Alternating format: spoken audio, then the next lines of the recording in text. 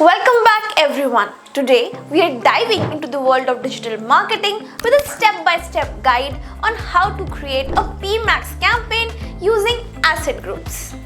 If you're looking to maximize your advertising efforts and reach your target audience effectively, you're in the right place. So let's get started.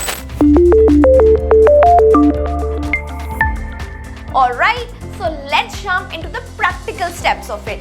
The first thing you need to do is log into your advertising platform.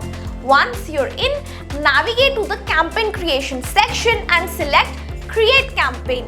Here you will be prompted to choose the campaign objective. Since we are focusing on Pmax campaigns, select the Performance Maximized option.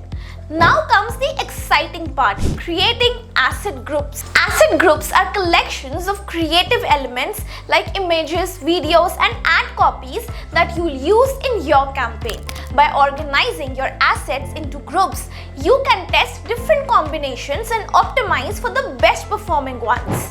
Next comes how to structure asset groups for a Pmax campaign. Creating asset groups. To create an asset group, navigate to the Asset Library section and select Create New Asset Group. Here you will upload your images, videos and ad copies. Make sure to include a variety of assets to test different formats and messaging. Once you've created your asset groups, it's time to incorporate them into your campaign. When setting up your ad sets, select the option to use asset groups and choose the ones you've created. Setting up ad sets. Here you'll see a drop-down menu where you can choose your asset groups. Select the ones you want to test and proceed to set your targeting, budget and other campaign details. And there you have it.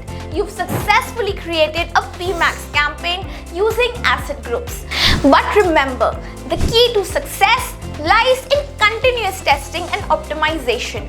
Monitor your campaign performance closely and make adjustments based on the insights you gather. Thanks for tuning in. If you found this video helpful, don't forget to give it a thumbs up and subscribe for more